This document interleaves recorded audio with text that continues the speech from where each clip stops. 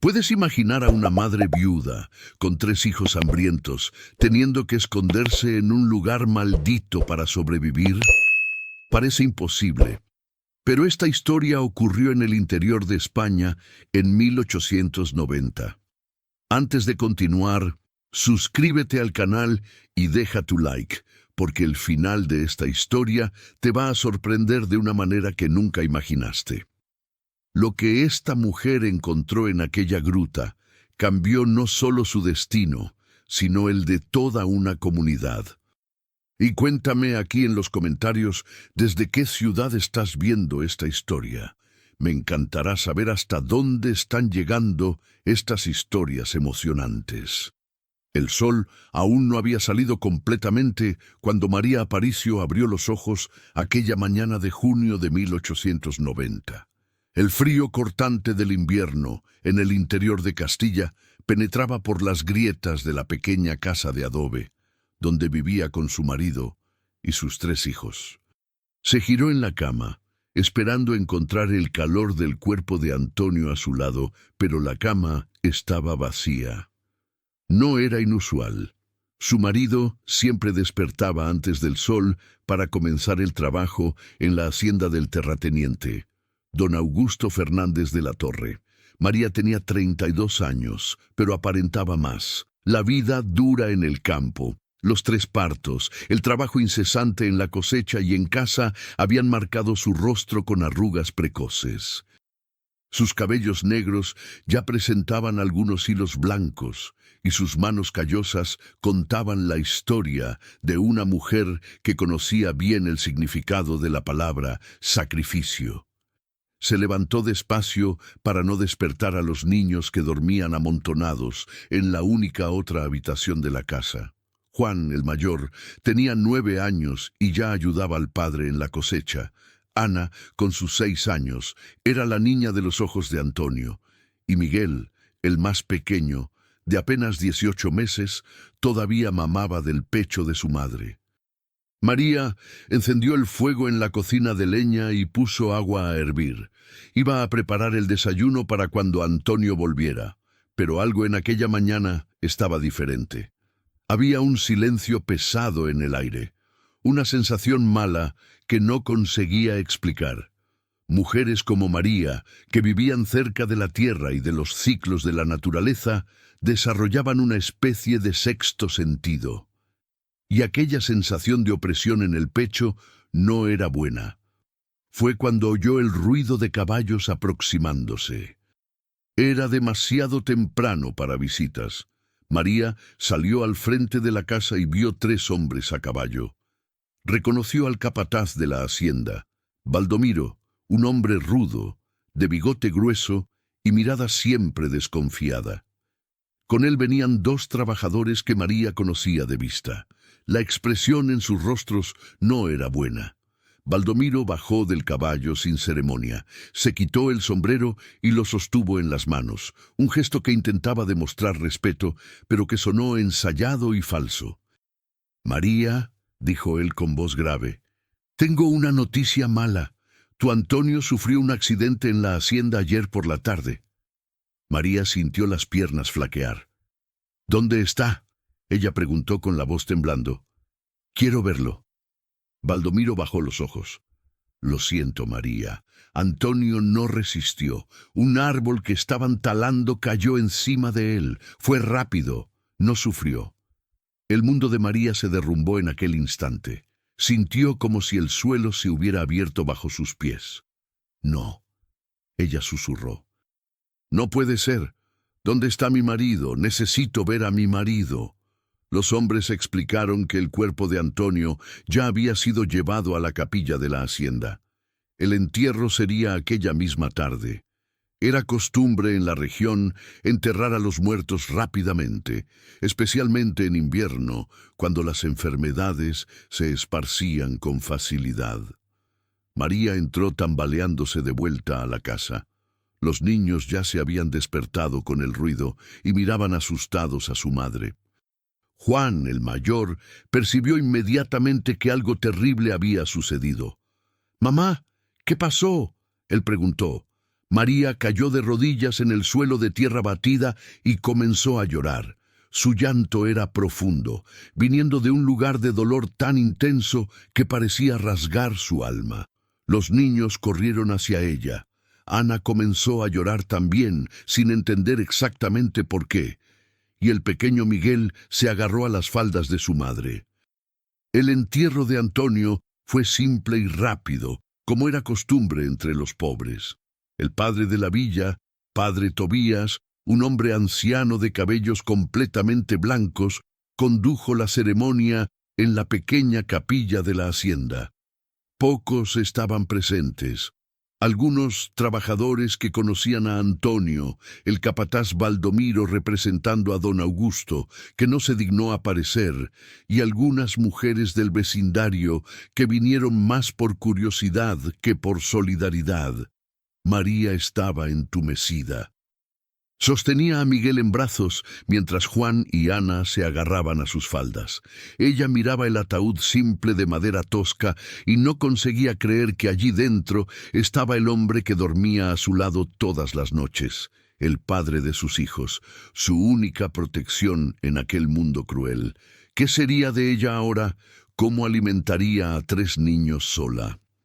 Después del entierro, María volvió a la pequeña casa con los niños. La realidad comenzó a pesar sobre sus hombros como una carga imposible de cargar. Ella y Antonio vivían como aparceros en la hacienda de don Augusto. Trabajaban la tierra y dividían la cosecha con el patrón.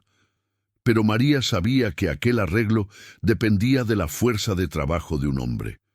Una viuda con 3 hijos pequeños no tendría utilidad para el hacendado. Era cuestión de tiempo hasta que él la expulsara de aquella tierra, y el tiempo llegó más rápido de lo que imaginaba.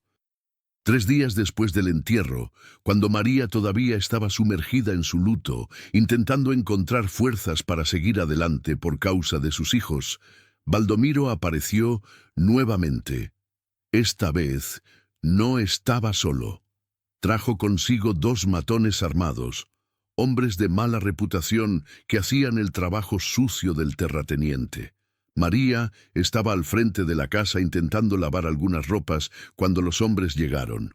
Baldomiro ni siquiera bajó del caballo. «María Aparicio», dijo en tono oficial. «Don Augusto mandó avisar que tienes 3 días para dejar esta casa. La tierra es de él y necesita un trabajador de verdad aquí. Recoge tus cosas y vete». María sintió la rabia subir por el pecho. «¿Cómo así, Baldomiro?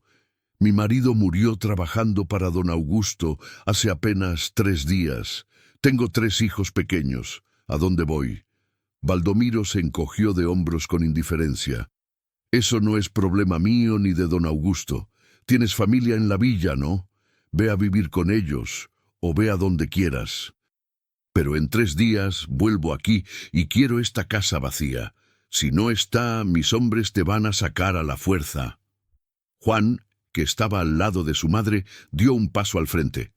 Tenía apenas 9 años, pero ya tenía el instinto protector de un hombre. «No pueden hacer esto», él gritó. «¡Esta es nuestra casa!». Baldomiro rió con crueldad. «¿Tu casa, niño tonto? Nada aquí es de ustedes. Todo pertenece a don Augusto. Y ahora quítense del frente que tenemos trabajo que hacer». María tiró a su hijo hacia atrás.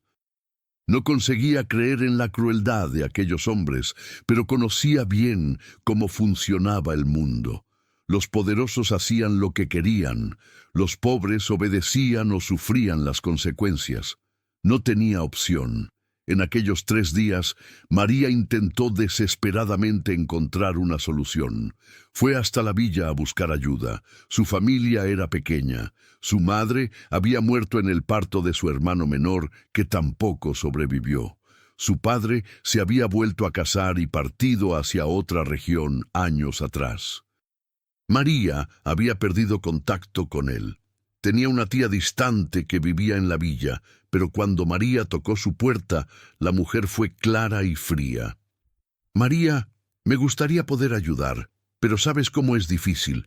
Apenas tengo que comer, no puedo alimentar 3 bocas más. Necesitas encontrar trabajo. Tal vez alguna familia necesite cocinera o lavandera.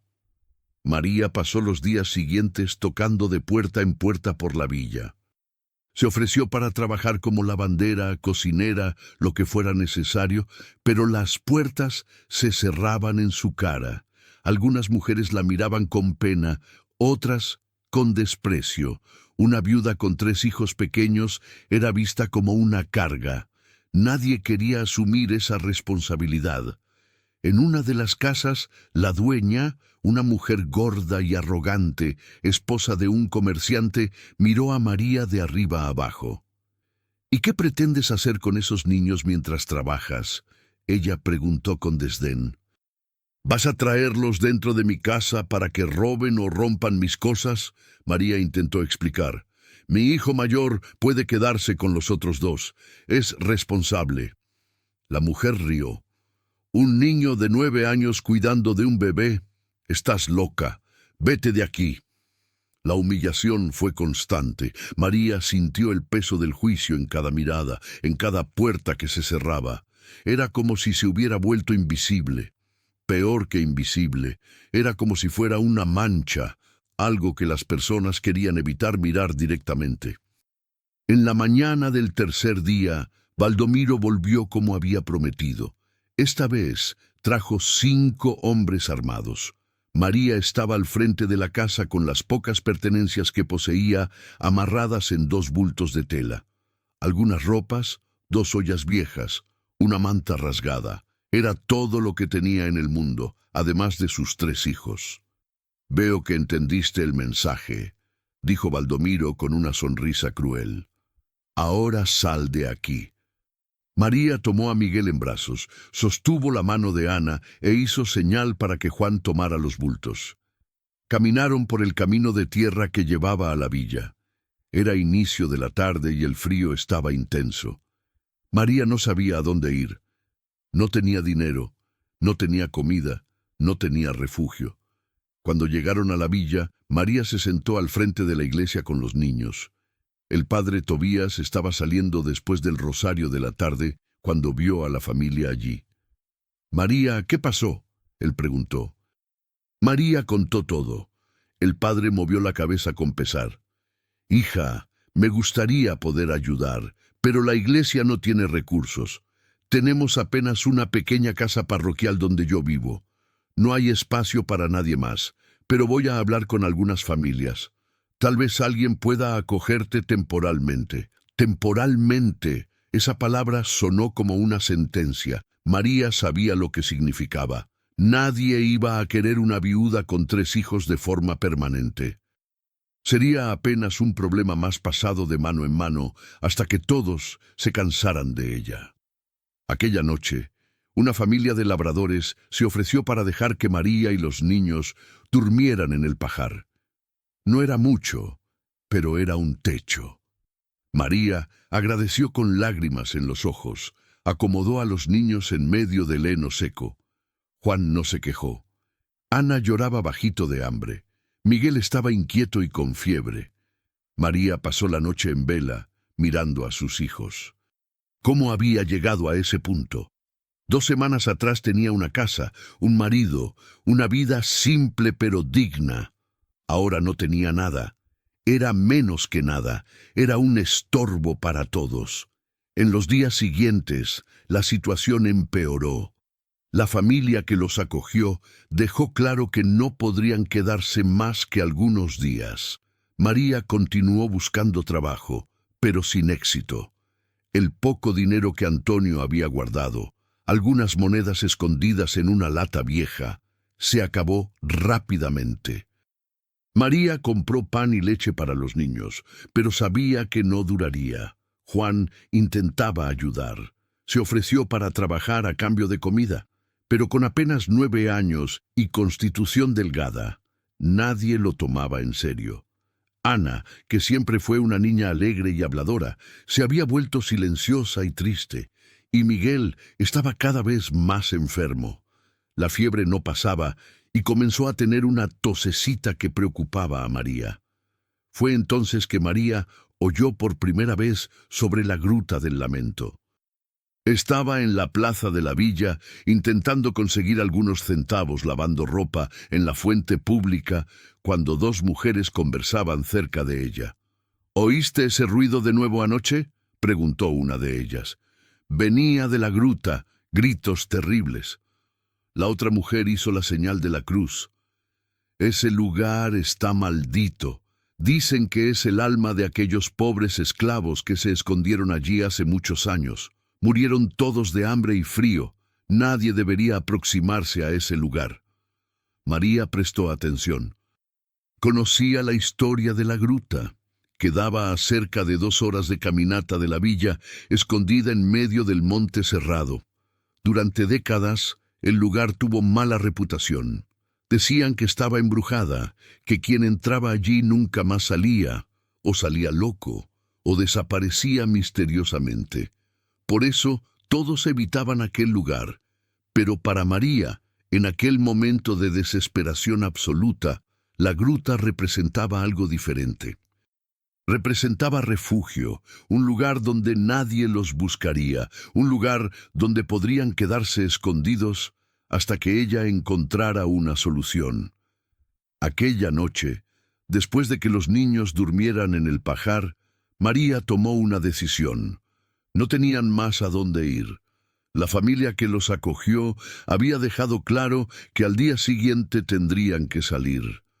María no tenía más dinero. No tenía más esperanzas. La única opción que restaba era la gruta. A la mañana siguiente, muy temprano, antes de que saliera el sol, María despertó a los niños. «Juan, Ana, Miguel, despierten, nos vamos». Juan abrió los ojos todavía soñoliento. «¿A dónde vamos, mamá?». María evitó mirar a los ojos de su hijo. «A un lugar seguro. Vamos a quedarnos escondidos por algún tiempo hasta que yo consiga trabajo». Tomaron sus pocas cosas y salieron de la villa antes de que alguien los viera. María no quería explicaciones, no quería piedad, no quería más nada de aquellas personas que le habían dado la espalda. El camino hasta la gruta fue difícil. María cargaba a Miguel en brazos, que estaba cada vez más caliente de fiebre. Ana se quejaba de que le dolían los pies. Juan, siempre fuerte, cargaba los bultos sin quejarse. María siguió por los senderos que conocía de cuando era niña. Su padre solía cazar en aquella región y ella lo acompañaba algunas veces. Recordaba vagamente la ubicación de la gruta. Después de casi 3 horas de caminata, con el sol ya alto en el cielo, llegaron a un área de monte más denso. El aire allí era diferente, más pesado, más frío. Había un silencio extraño, ni los pájaros cantaban. María sintió un escalofrío recorrer su espina, pero no podía volver atrás. No tenía a dónde volver. La entrada de la gruta era una hendidura en la roca cubierta por vegetación. Estaba parcialmente escondida por lianas y arbustos. María apartó la vegetación y miró hacia adentro. La oscuridad era completa. Un aire húmedo y frío salía de dentro como una respiración. «Mamá, tengo miedo», dijo Ana, agarrándose a la falda de María. «Yo también, mamá», completó Juan con voz trémula. María se arrodilló frente a sus hijos. «Sé que tienen miedo, yo también lo tengo, pero no tenemos opción. Aquí nadie va a molestarnos. Vamos a quedarnos apenas algunos días hasta que yo encuentre trabajo.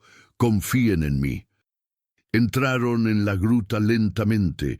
María iba al frente, tanteando las paredes húmedas de piedra. La oscuridad era opresora. Juan se agarraba del borde de la falda de su madre. Ana venía justo detrás, agarrada a la mano de su hermano. El suelo era irregular, cubierto de piedras sueltas y charcos de agua. El sonido de sus pasos resonaba por las paredes de forma siniestra. Después de caminar cerca de 20 metros hacia adentro, María encontró un área un poco más ancha, donde el techo era más alto. Había una abertura pequeña en el techo, por donde entraba un haz débil de luz. No era mucho, pero era mejor que la oscuridad total. «Vamos a quedarnos aquí», dijo María. Extendió la manta rasgada en el suelo de piedra. Los niños se acomodaron juntos, temblando de frío y miedo. María abrió el bulto y sacó el último pedazo de pan que había guardado. Lo dividió en 3 partes y se lo dio a sus hijos. Coman despacio, es todo lo que tenemos por ahora. Aquella primera noche en la gruta fue la peor de sus vidas. El frío era intenso, la humedad penetraba hasta los huesos. Ruidos extraños venían del fondo de la gruta, gotas de agua cayendo, ecos inexplicables, un sonido que parecía gemidos a lo lejos. Los niños se amontonaron contra María, temblando de miedo y frío. María cantaba bajito para calmarlos, pero su propia voz temblaba. «Duerme, mi pequeña, duerme sin llorar, que mamá está aquí, nada te va a lastimar». Era una canción que su propia madre cantaba para ella cuando era niña. Ahora, en aquel lugar sombrío y aterrador, aquellas palabras sonaban huecas. María no tenía certeza de que conseguiría proteger a sus hijos. No tenía certeza de nada. Miguel estaba cada vez peor. La fiebre había aumentado y gemía mientras dormía. María lo acunaba contra el pecho, sintiendo el cuerpo pequeño arder. Necesitaba encontrar agua, necesitaba encontrar comida, necesitaba encontrar una solución antes de que fuera demasiado tarde. A la mañana siguiente, María dejó a los niños durmiendo y se aventuró más profundo en la gruta en busca de agua. Llevó consigo un palo que encontró y rayó las paredes para no perderse. La gruta era mayor de lo que imaginaba. Había varios túneles que se ramificaban en diferentes direcciones. María siguió por el túnel principal, siempre atenta a los sonidos de agua corriente. Después de caminar por cerca de 10 minutos en la oscuridad casi total, oyó el sonido de agua goteando. Siguió el sonido y encontró un pequeño manantial que brotaba de la pared de roca. El agua formaba un charco pequeño en el suelo antes de desaparecer por una grieta. María se arrodilló y probó el agua. Estaba helada, pero limpia. Era una bendición. Llenó la única olla que había traído y volvió a donde estaban los niños. Juan ya se había despertado y estaba asustado por no encontrar a su madre. «Estaba aquí cerca, hijo». «Traje agua». Juan bebió con ganas. Despertó a Ana, que también bebió. María mojó un pedazo de tela y lo puso en la frente de Miguel, intentando bajar la fiebre. Los días siguientes se transformaron en una rutina de supervivencia. María salía de la gruta durante el día para buscar comida. Encontraba frutas silvestres, algunas raíces comestibles. Eventualmente conseguía atrapar algún pez pequeño en el arroyo que corría cerca de la gruta. No era suficiente, pero los mantenía vivos. Juan ayudaba a su madre en las expediciones. Juntos exploraban el área alrededor de la gruta, siempre con cuidado de no ser vistos. María temía que alguien de la villa descubriera dónde estaban. Temía que don Augusto, por algún motivo, decidiera buscarla. Temía todo y a todos. Erna cuidaba de Miguel mientras la madre y Juan salían. La niña de 6 años había madurado de la noche a la mañana. Cantaba para su hermanito, contaba historias que inventaba, intentaba mantenerlo tranquilo y callado. Era una responsabilidad demasiado grande para alguien tan pequeña, pero no había opción. Una semana pasó. María comenzó a conocer mejor la gruta. Durante sus exploraciones en busca de agua y de un lugar más confortable para los niños, ella descubrió que la gruta tenía varias cámaras interconectadas. Algunas eran pequeñas, otras sorprendentemente grandes. En una de ellas encontró señales de que alguien había estado allí antes. Había marcas en las paredes, restos de fogatas antiguas y hasta algunos objetos abandonados. Una olla oxidada, pedazos de tejido podrido, huesos que María prefirió no examinar muy de cerca. Fue en una de esas exploraciones, ya en el 10º día en la gruta, que María hizo el descubrimiento que cambiaría todo. Ella estaba en una de las cámaras más profundas, un lugar que había evitado hasta entonces por ser particularmente oscuro y de difícil acceso. Tenía que arrastrarse por un túnel bajo y estrecho para llegar allí, pero algo la impulsaba a explorar aquel lugar. Tal vez fuera desesperación, tal vez fuera intuición. La cámara era pequeña, con techo bajo. María tuvo que agacharse para entrar. Había una grieta en el techo por donde entraba un haz mínimo de luz, lo suficiente para que María viera que el suelo allí era diferente. Mientras el resto de la gruta tenía suelo de piedra cubierto por tierra húmeda, allí había lo que parecía ser tierra más suelta, como si hubiera sido cavada recientemente. Recientemente era un término relativo. Las marcas parecían antiguas. María comenzó a cavar con sus propias manos. No sabía lo que buscaba, tal vez nada. Tal vez solo algo que hacer, una manera de ocupar su mente que no paraba de pensar en los niños, en el hambre, en el futuro incierto. Sus manos tocaron algo duro, madera. María cavó más rápido ahora, con más urgencia. Poco a poco, reveló lo que parecía ser un baúl. No era grande, tal vez del tamaño de una caja de zapatos. La madera estaba podrida por la humedad, cubierta de musgo y hongos. Con cuidado, María tiró del baúl para sacarlo del agujero. Era pesado. Su corazón comenzó a latir más rápido. Sus manos temblaban mientras intentaba abrir la tapa. La madera estaba tan deteriorada que se deshizo fácilmente, y cuando María vio lo que había dentro, sus piernas flaquearon y cayó sentada en el suelo húmedo de la gruta. Dentro del baúl no había oro, no había joyas, había papeles, documentos cuidadosamente envueltos en tela encerada que había protegido mínimamente contra la humedad. María tomó uno de los documentos con manos trémulas y lo llevó hasta el haz de luz que entraba por el techo. Comenzó a leer. Era una carta. La caligrafía era elegante, pero el papel estaba manchado y amarillento por el tiempo. La fecha en la parte superior decía 15 de abril de 1850, 40 años atrás. María comenzó a leer, y conforme las palabras entraban en su mente, sintió un frío en la espina que no tenía nada que ver con la temperatura de la gruta. La carta era de un hombre llamado Joaquín de los Santos, dirigida a su esposa. En ella describía cómo había ayudado a un grupo de esclavos a huir de la hacienda del entonces terrateniente Fernández de la Torre, abuelo del actual don Augusto. Joaquín era el capataz en la época y se había vuelto abolicionista en secreto. La carta detallaba cómo había organizado la fuga, cómo había escondido a esas personas en aquella misma gruta, cómo había prometido volver con comida y ayuda para llevarlos a un lugar seguro.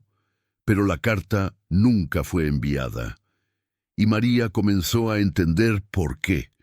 Continuó leyendo otros documentos. Había un diario, páginas y más páginas escritas a mano contando una historia terrible. Joaquín había sido descubierto.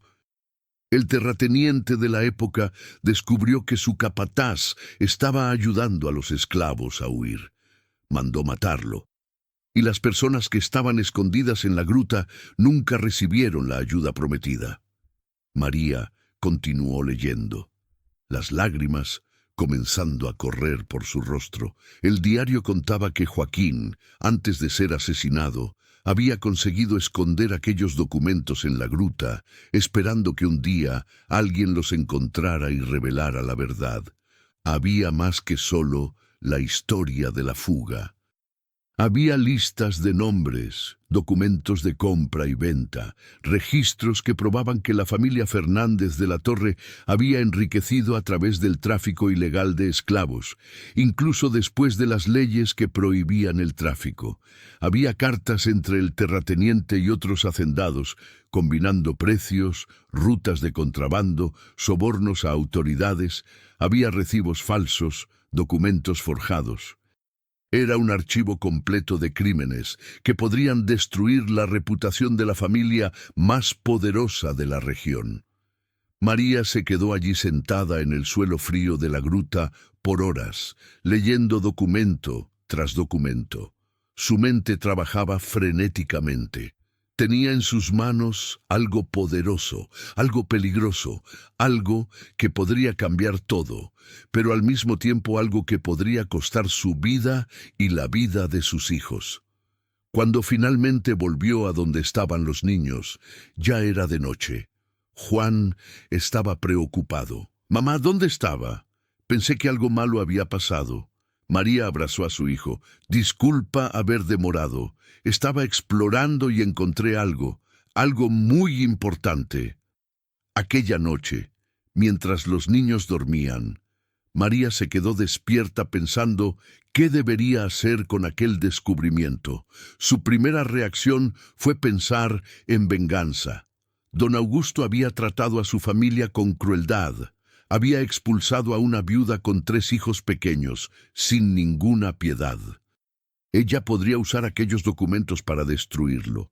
Podría exponer los crímenes de su familia. Podría ver al poderoso terrateniente caer.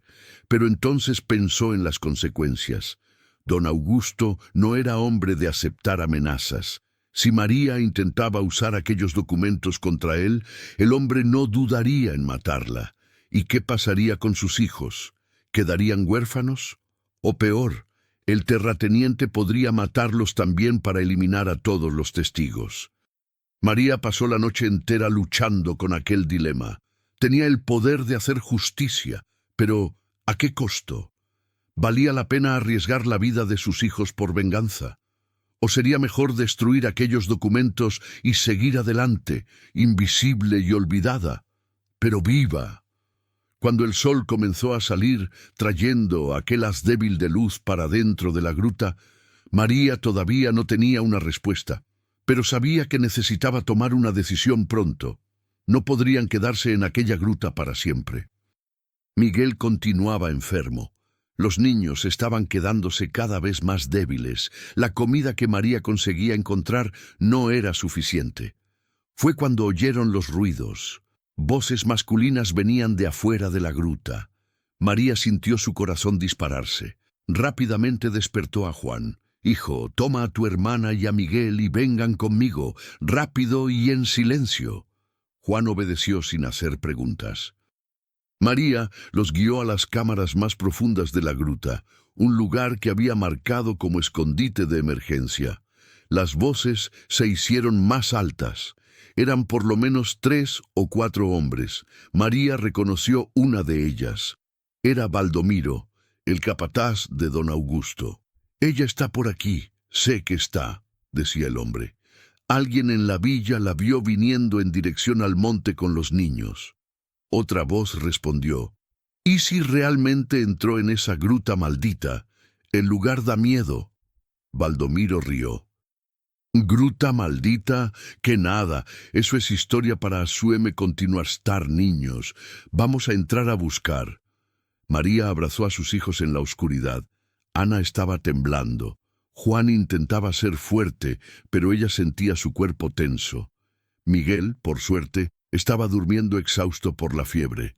María susurró en el oído de sus hijos: «No hagan ningún ruido, ninguno. Quédense aquí y no salgan por nada». Los hombres entraron en la gruta.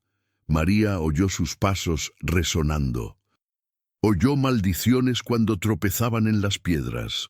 Oyó el sonido de antorchas siendo encendidas, la luz parpadeante danzando en las paredes. Estaban en la cámara principal, donde María y los niños habían estado. Vieron las pertenencias, la manta, las señales claras de que alguien estaba allí. «¡Está aquí!», gritó Baldomiro. «María, sal de ahí. Don Augusto quiere hablar contigo. No vamos a lastimarte, solo quiere conversar». María no respondió. Sabía que era mentira. Los terratenientes no conversaban con viudas pobres. Ellos daban órdenes, y si don Augusto estaba buscándola, era porque descubrió algo o sospechaba de algo. Los hombres buscaron por casi una hora. Exploraron algunos de los túneles, pero con miedo de perderse en las profundidades de la gruta, eventualmente Baldomiro se frustró. ¡Que se joda! Si quiere quedarse en este agujero maldito, que se quede. Va a tener que salir alguna vez a buscar comida. Vamos a dejar hombres vigilando la entrada. Cuando salga, la atrapamos. Los hombres salieron, pero María sabía que la situación había cambiado drásticamente. Ahora estaban siendo cazados activamente. No podría más salir de la gruta libremente para buscar comida. Estaban prisioneros allí. María volvió a donde estaban los niños. Juan la miró con miedo en los ojos. «Mamá, ¿qué vamos a hacer?» María respiró hondo. Intentó parecer calmada, aunque su corazón estuviera disparado. «Vamos a quedarnos escondidos. Tenemos agua aquí dentro y tengo un plan». El plan de María era arriesgado. Sabía que no podría quedarse en la gruta indefinidamente. Necesitaba ayuda, pero no podía confiar en cualquier persona. Necesitaba a alguien con autoridad moral, alguien que don Augusto no pudiera simplemente hacer desaparecer. Y había apenas una persona así en la villa: el padre Tobías. El problema era cómo llegar hasta el padre sin ser capturada por los hombres del terrateniente. María pasó horas pensando. Conocía un camino alternativo que salía por la parte trasera de la gruta, una grieta estrecha que daba al monte del otro lado de la montaña. Ella había descubierto aquella salida en sus exploraciones. Era demasiado estrecha para que un adulto pasara, pero un niño conseguiría. «Mamá, yo voy», dijo Juan cuando María explicó el plan. «Yo puedo pasar por allí. Voy hasta la villa, hablo con el padre y vuelvo». María miró a su hijo. Con apenas 9 años, ya estaba siendo forzado a actuar como un hombre. No era justo, nada de eso era justo, pero no había opción. «Hijo, es peligroso. Si los hombres de don Augusto te atrapan», Juan interrumpió. «Lo sé, mamá, pero puedo hacerlo. Confía en mí». María abrazó a su hijo con fuerza. Antes de que él se fuera, ella tomó algunos de los documentos que había encontrado, los más importantes, y los enrolló cuidadosamente en tela encerada. «Entrega esto al padre Tobías, solo a él, y dile que es de mi parte. Él va a entender». Juan partió al anochecer. María lo guió hasta la grieta estrecha en la parte trasera de la gruta. Observó mientras el niño se apretaba por la abertura. Era una visión dolorosa, su hijo pequeño teniendo que arrastrarse por entre las piedras. Pero Juan era determinado. Consiguió pasar y saludó a su madre del otro lado antes de desaparecer en el monte oscuro. María volvió a donde estaban Ana y Miguel. La espera fue agoniante. Cada minuto parecía una hora. Cada sonido la hacía saltar de susto. ¿Y si Juan se perdía en el monte oscuro? ¿Y si era atacado por algún animal? ¿Y si los hombres de don Augusto lo encontraban? Pasó la noche entera despierta rezando. Ana dormía abrazada a Miguel. La fiebre del niño había bajado un poco, pero todavía estaba muy débil. María sostenía el pequeño cuerpo contra el pecho y lloraba silenciosamente. ¿Cómo había llegado a ese punto? ¿Cómo su vida se había transformado en esa pesadilla? Juan volvió cuando el sol ya estaba alto en el cielo del día siguiente. María oyó un silbido, la señal combinada, viniendo de la grieta en la parte trasera. Corrió hasta allí y vio a su hijo del otro lado, sucio de tierra, pero con una sonrisa en el rostro. «Mamá, lo conseguí. Hablé con el padre. Mandó decir que va a ayudar». Juan se apretó de vuelta por la grieta. María lo abrazó tan fuerte que el niño se quejó. «Mamá, me estás asfixiando». María rió a través de las lágrimas. «Disculpa, hijo, estoy tan orgullosa de ti. Fuiste muy valiente». Juan se empinó un poco. «Tenía que serlo, mamá. Usted siempre dijo que los hombres de la familia protegen a las mujeres y niños. Ahora yo soy el hombre de la familia». María sintió el corazón apretarse. Su hijo de 9 años no debería tener que cargar ese peso, pero tenía razón. Desde la muerte de Antonio, Juan había asumido responsabilidades que no eran adecuadas para su edad, y lo estaba haciendo con coraje y madurez. Juan contó que había encontrado al padre Tobías saliendo de la misa matinal. El padre quedó chocado al ver al niño sucio y delgado surgiendo del monte. Juan entregó los documentos y dijo que su madre necesitaba ayuda. El padre leyó algunos de los papeles allí mismo y su rostro palideció. Dijo a Juan que volviera y garantizara a su madre que haría algo. No podía revelar exactamente qué, pero que necesitaba confiar en él. 2 días más pasaron. María y los niños continuaron escondidos en la gruta. La comida se había acabado. El agua del manantial interno era todo lo que tenían. Miguel estaba demasiado débil para llorar. Ana estaba apática. Hasta Juan, siempre fuerte, comenzaba a mostrar señales de agotamiento. María estaba comenzando a perder la esperanza cuando oyó voces en la entrada de la gruta. Esta vez eran diferentes. No eran los hombres rudos del terrateniente. Era la voz del padre Tobías. «María, María, puedes salir. Está todo bien ahora». María dudó. ¿Sería una trampa? Pero la voz del padre era genuina. Había urgencia en ella, pero también calma. María salió lentamente de la cámara profunda, guiando a los niños. Cuando llegó a la cámara principal, vio al padre Tobías allí, pero no estaba solo. Había 5 hombres más con él. María reconoció a algunos. Eran hombres importantes de la villa: el médico, el juez, el delegado. Y para su sorpresa, había también 2 mujeres. Doña Benita, partera y curandera, respetada por todos, y doña Carmen, profesora de la única escuela de la villa. El padre Tobías abrió los brazos al ver a María y a los niños. «Hija mía, estás segura ahora. Ven, vamos a salir de aquí». María estaba confundida. «¿Qué está pasando? ¿Dónde están los hombres de don Augusto?» El padre sonrió con tristeza. «Los hombres de don Augusto fueron retirados de aquí por orden del delegado. Afuera de la gruta había una carreta esperando». Doña Benita inmediatamente tomó a Miguel de los brazos de María. «Este niño está muy enfermo. Necesita cuidados urgentes». Doña Carmen abrazó a Ana. «¿Estás bien, pequeña?» Ana apenas asintió, todavía asustada y confundida. El médico examinó rápidamente a los 3 niños y a María. «Todos están desnutridos y deshidratados». «Este niño aquí», apuntó a Miguel, «está con neumonía. Necesita tratamiento inmediato o no va a sobrevivir». María sintió las piernas flaquear. Su peor miedo se estaba confirmando. Su bebé estaba muriendo. El padre Tobías sostuvo a María por el brazo. «Calma, hija mía, vamos a llevarlos a la casa parroquial. Allí recibirán cuidados. Tú y tus niños están bajo protección de la iglesia ahora». El viaje de vuelta a la villa fue largo. María estaba en estado de shock. No conseguía entender completamente lo que estaba sucediendo. Los niños estaban acostados en la carreta, envueltos en mantas limpias que doña Benita había traído. El médico les dio agua con azúcar para que bebieran despacio.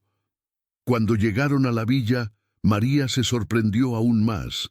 Había personas esperando al frente de la iglesia, muchas personas, y para su asombro, muchas de las mismas personas que le habían dado la espalda semanas atrás ahora la miraban con expresiones de vergüenza y pena. María y los niños fueron llevados a la casa parroquial. Era simple, pero limpia y cálida. Doña Benita y doña Carmen cuidaron de los niños. Les dieron baño, les pusieron ropa limpia, les dieron sopa caliente. El médico preparó medicinas para Miguel. El niño estaba tan débil que apenas conseguía tragar. El padre Tobías se sentó con María en la pequeña sala mientras las mujeres cuidaban de los niños. «María, necesitas entender lo que pasó. Cuando Juan me trajo aquellos documentos y leí lo que estaba escrito allí, quedé horrorizado, no solo por la historia terrible del pasado, sino porque me di cuenta de que los crímenes de la familia Fernández de la Torre eran aún peores de lo que imaginábamos. El padre explicó que después de leer los documentos había convocado una reunión secreta con algunas personas de confianza de la villa, el juez, el delegado, algunas figuras respetadas de la comunidad. Les mostró los documentos. La reacción fue de shock. Muchos no querían creer. La familia Fernández de la Torre era la más poderosa de la región por generaciones. Pero los documentos eran incontestables. El juez decidió que aquello no podría ser ignorado. Los crímenes del pasado eran demasiado graves, y el comportamiento de don Augusto, al expulsar a María y cazarla como si fuera una criminal, solo porque temía que pudiera descubrir algo, era la prueba de que la arrogancia y crueldad de aquella familia continuaba. Fue convocada una asamblea extraordinaria en el salón del ayuntamiento. El padre contó que fue algo sin precedentes. Todas las familias importantes de la villa fueron convocadas. Los documentos fueron presentados públicamente. Hubo negación inicial, intentos de desacreditar los papeles, pero uno de los hombres presentes, un señor ya anciano llamado Sebastián, se levantó y confirmó la historia. Sebastián era nieto de uno de los esclavos que había sido traficado ilegalmente por la familia Fernández de la Torre. Contó que su abuelo, antes de morir, le había contado historias sobre el capataz Joaquín, que había intentado ayudarlos, sobre la fuga fracasada, sobre las personas que murieron escondidas en la gruta esperando por una ayuda que nunca llegó. Sebastián dijo que siempre supo que había algo equivocado con aquella familia, pero nunca tuvo pruebas. Ahora, las pruebas estaban allí. La asamblea se convirtió en una conmoción. Se descubrió que muchas otras familias tenían historias similares, historias que habían sido sofocadas por miedo, historias de crueldad, de explotación, de crímenes encubiertos por el poder y el dinero. Don Augusto intentó negar todo, mandó a sus matones amenazar a quien estaba hablando, pero esta vez fue diferente. Las personas estaban cansadas, estaban indignadas y tenían pruebas concretas. El delegado, bajo presión de la comunidad, no tuvo opción sino abrir una investigación formal. Los documentos fueron confiscados como evidencia. Don Augusto fue intimado a comparecer ante las autoridades, y mientras tanto, el padre Tobías usó su influencia para garantizar que María y sus niños estarían bajo protección. Nadie podría tocarlos sin responder a la justicia. María escuchó todo eso en silencio. Lágrimas corrían por su rostro. No eran lágrimas de alegría, sino de puro alivio. Finalmente, después de tanto sufrimiento, alguien estaba haciendo algo. Alguien estaba de su lado. «Padre, no quiero venganza», ella dijo con voz embargada. «Solo quiero que mis hijos estén seguros. Solo quiero una oportunidad de criar a mis hijos con dignidad». El padre sostuvo las manos de María. «Hija mía, vas a tener esa oportunidad. La iglesia va a ayudarte y no estás sola. Varias familias se ofrecieron para ayudar. Doña Benita dijo que puede enseñarte el arte de partera. Es un trabajo honrado y siempre hay necesidad. Doña Carmen se ofreció para enseñarte a leer y escribir mejor, para que puedas tener más oportunidades. Y hay una casita pequeña de propiedad de la iglesia que está vacía. Tú y tus niños pueden vivir allí». María no conseguía creer lo que estaba oyendo. Después de tanta desesperación, de tanta oscuridad, finalmente había luz. Cayó de rodillas y comenzó a llorar copiosamente. Eran lágrimas de alivio, de gratitud, de esperanza. El padre Tobías colocó la mano sobre su cabeza en bendición. «Dios nunca abandona a sus hijos, María. Pasaste por un valle de sombras, pero ahora estás saliendo hacia la luz. En los días siguientes, Miguel comenzó a mejorar con los cuidados del médico y las medicinas. La fiebre bajó, la tos disminuyó. Ana y Juan recuperaron fuerzas con alimentación adecuada. La comunidad se movilizó de forma sorprendente. Personas que habían ignorado a María cuando ella más necesitó ahora traían ropa, comida, utensilios domésticos. Algunos pedían disculpas con vergüenza en los ojos. María aceptaba todo con humildad y gratitud. La casita que la iglesia ofreció era simple, apenas 2 habitaciones pequeñas, pero parecía un palacio comparado con la gruta donde habían vivido. Tenía una cocina de leña que funcionaba, tenía ventanas por donde entraba la luz del sol.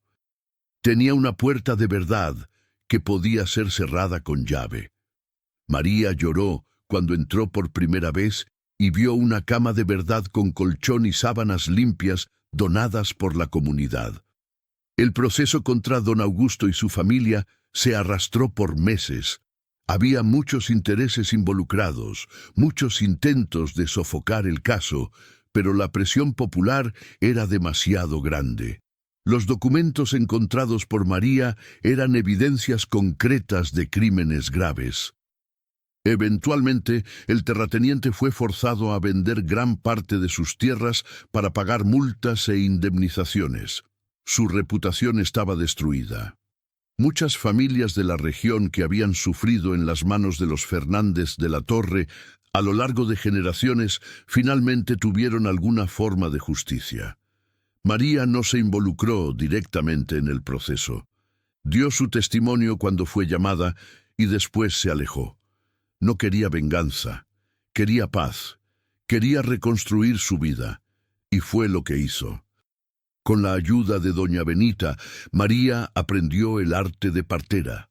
Descubrió que tenía un don para aquello. Sus manos eran firmes y gentiles.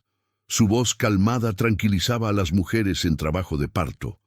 En pocos meses, María ya estaba siendo llamada para auxiliar nacimientos por toda la región. No se hizo rica, pero conseguía ganar lo suficiente para alimentar a sus hijos con dignidad. Juan continuó siendo el niño valiente que se había vuelto en aquellos días terribles. Ayudaba a su madre siempre que podía, pero también frecuentaba la escuela que doña Carmen mantenía. Era inteligente y dedicado. Doña Carmen veía gran potencial en él. Ana volvió a ser la niña alegre de antes, aunque mantenía una madurez en los ojos que no era común en niños tan jóvenes. Miguel creció fuerte y saludable, sin ningún recuerdo consciente de los días en la gruta.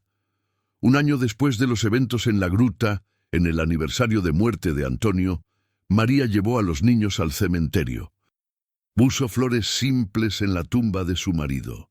Habló con él en pensamiento, le contó todo lo que había sucedido. Dijo que sentía su falta todos los días, pero que estaba consiguiendo cuidar de sus hijos, que los niños estaban bien, que había encontrado fuerzas que ni sabía que poseía. Aquella noche, María soñó con la gruta, pero no era una pesadilla. En el sueño, ella estaba en la cámara donde había encontrado los documentos. Y allí, sentado en una piedra, estaba un hombre que ella no conocía, pero de alguna forma sabía quién era. Joaquín de los Santos, el capataz abolicionista que había muerto intentando hacer lo correcto. En el sueño, Joaquín sonrió para ella. «Hiciste bien, María. Hiciste lo que yo esperaba que alguien hiciera un día. Trajiste justicia para los que ya no podían hablar por sí mismos. Y al hacer eso, te salvaste a ti misma y a tus hijos.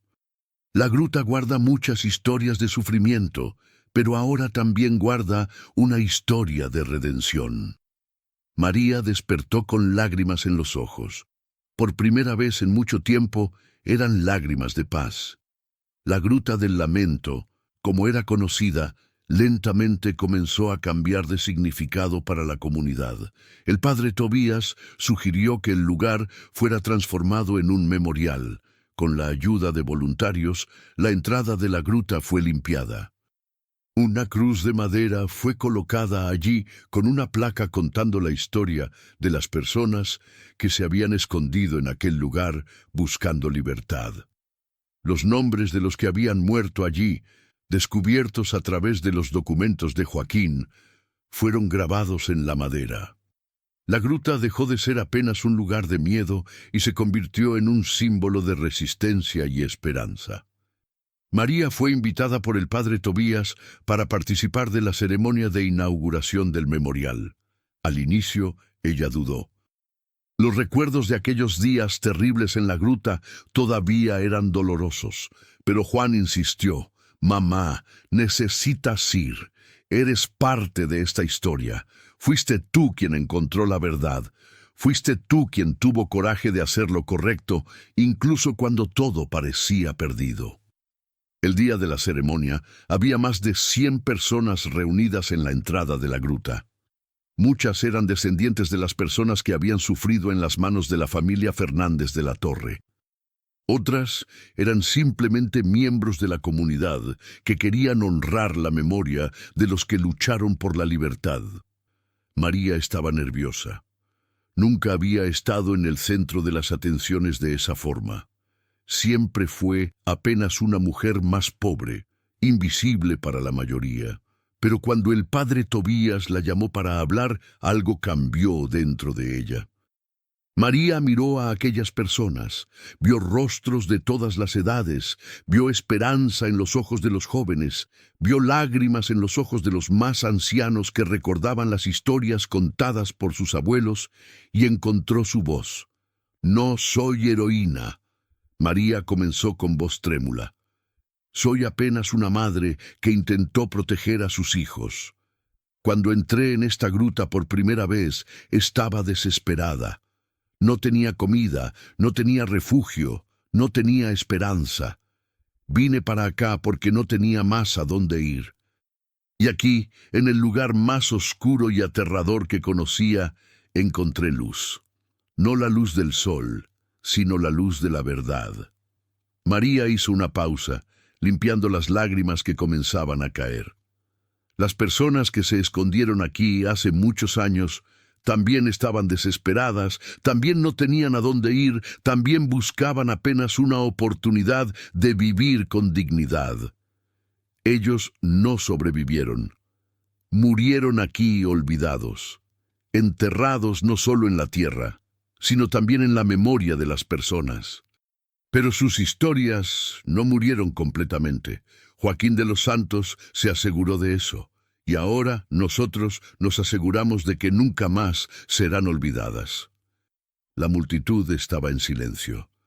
Algunas personas lloraban abiertamente. María continuó, su voz haciéndose más firme. «Este lugar me enseñó que incluso en las tinieblas más profundas, la verdad siempre encuentra un camino hacia la luz. Me enseñó que no hay vergüenza en necesitar ayuda. Me enseñó que la comunidad es más fuerte cuando cuida de sus miembros más vulnerables. Y me enseñó que hacer lo correcto no siempre es fácil, pero siempre vale la pena». Cuando María terminó de hablar, hubo un momento de silencio profundo. Entonces, Sebastián, el señor anciano que había confirmado las historias en la asamblea, comenzó a aplaudir. Otros se unieron. Pronto toda la multitud estaba aplaudiendo. María sintió el rostro arder de vergüenza y orgullo al mismo tiempo. Sus hijos estaban a su lado. Juan sostuvo su mano, Ana abrazó su cintura. Miguel, ahora con 3 años y saludable, levantó los bracitos queriendo colo. Los años siguientes trajeron más cambios y crecimiento. Juan creció y se convirtió en abogado, defendiendo a los débiles. Ana abrió su propia sastrería, empleando a muchas mujeres necesitadas. Miguel se convirtió en profesor, educando a cientos de niños. María continuó su trabajo como partera y se convirtió en una de las mujeres más respetadas de la región, no por riqueza o educación formal, sino por carácter, Cuando María falleció en 1920, a los 62 años, su funeral fue uno de los más grandes que la villa jamás había visto. Su lápida llevaba una inscripción significativa escogida por sus hijos. María Aparicio, madre, partera, defensora de los necesitados, ella entró en la oscuridad y trajo luz. La historia de María se convirtió en el folclore de la región. Los abuelos contaban a sus nietos sobre la mujer valiente que se escondió en la gruta embrujada y encontró no solo refugio, sino justicia. La gruta del lamento se convirtió en un lugar de esperanza, un recordatorio físico de que incluso de los lugares más oscuros puede emerger luz. Y siempre que alguien visitaba aquel lugar y oía la historia de María, salía un poco diferente, un poco más fuerte, un poco más esperanzado, un poco más consciente de que, no importa cuán imposible parezca su situación, siempre hay un camino hacia adelante si tienes el coraje de buscarlo. ¿Y tú, qué harías en el lugar de María cuando todo parece perdido? ¿Tendrías el coraje de entrar en la oscuridad buscando luz? Si esta historia tocó tu corazón, si viste en María algo de ti mismo o algo que aspiras a ser, deja tu like aquí abajo. Suscríbete al canal para no perderte las próximas historias emocionantes que vamos a traer. Historias reales de personas reales que enfrentaron lo imposible y vencieron. Y cuéntanos en los comentarios, ¿desde qué país o ciudad nos estás viendo? Queremos saber hasta dónde están llegando estas historias de superación y esperanza. No pares aquí. El próximo video recomendado tiene otra historia increíble que te va a hacer repensar todo lo que sabes sobre fuerza y superación.